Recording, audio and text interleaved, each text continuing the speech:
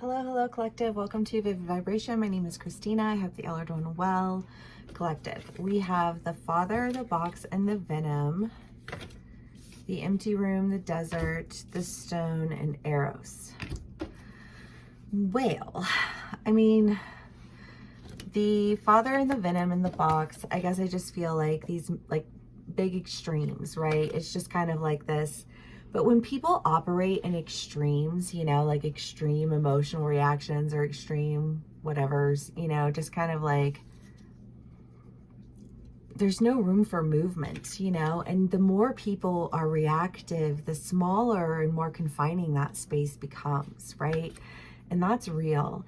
And I just kind of feel like you having to really pull away from it all because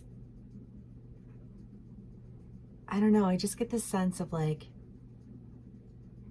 a picture, but like you can put your hand through it. Do you know what I mean? Like a projected image. And like somehow self-sustaining, you know? Like some space shit. But like putting your hand through an image, you know, and it's like that's how real that is. You know, it's how solid that reality is. And it's almost just like this. Like, you don't have to be reactive. You don't have to exist in an emotionally reactive state to everything that happens in life. In fact, I highly recommend you don't. You know what I mean? Because I think that once you step out of that emotional reactivity, you find that those reactive images of reality were very non-real. And then you have the stone, but I feel like, again, that just ties into the idea of like coming back to yourself, right? Because when you're out of balance emotionally and you become emotionally reactive, when you're emotionally reactive, you can't come back to yourself. And so I feel like, again, the sense of just like coming back to yourself, overcoming like an emotional reactionary state. And then, you know, Eros is romance and love and you know what I mean? But I feel like, I don't know, we'll do clarifiers, but I just feel like stepping out of the emotional, reactive, virtual reality illusion, you know what I mean? Like, really brings things into perspective that allows for you to like come back to yourself a little bit. You know what I mean? I mean, a lot, honestly. The Strength and the Ten of Pentacles and the Hanged Man. Well, because part of that is having the strength to push through emotional reactions, to see, you know, like the abundance at hand. Because I just feel like this somehow felt like the illusion, but the illusion was like this virtual reality. And it's like when you remove the virtual reality perspective, I just feel like you're like, oh, wow. You know, like I just like, oh, I'm in nature now. You know what I mean? Like, oh, this is nice. You know, like that's what that feels like.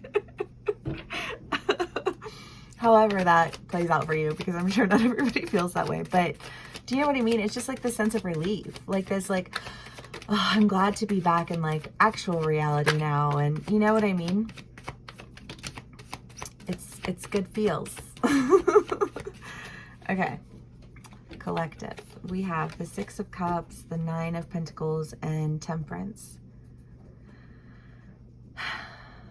Like, again, I mean, the Six of Cups is looking back and reminiscing fondly, but I feel like it's that, like, looking back and reminiscing on you and what you wanted and what made things feel balanced and abundant to you. Right? Okay. Collective.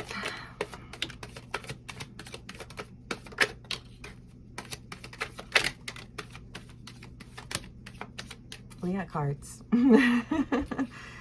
The Tower, Judgment, the Hermit, the Seven of Cups, the King of Cups, the Ace of Swords, the Nine of Pentacles, the Six of Wands, and the Knave of Swords. Well, I just feel like that illusion, like the judgment is past, and the judgment is that like all of that reactive behavior was very much an illusion of a reality, you know, like a skewed perspective that just threw everything out of balance and required some isolation. Because again, I feel like, I mean, the King of Cups in this deck usually reads as very emotionally detached, but I just feel like there's this like, I know what you're offering me, and I know that I don't want that.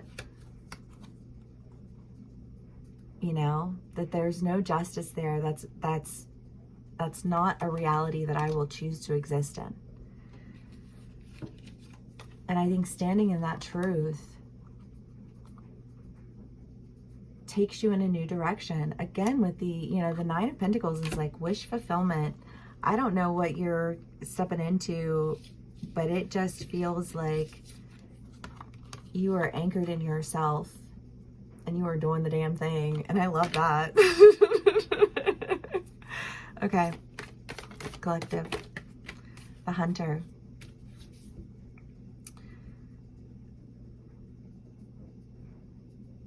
Well, I don't know. Because I don't know if you're in that energy or if you're dealing with somebody in that energy, because I've been in this energy and this feels very like external to me right now. So I don't know if this like this judgment frees you in some way that like opens up an opportunity for you, and that you're like, yes, I'm going in this direction because it's anchored in who I am and it's full of abundance, and you know what I mean, like I'm passionate about it.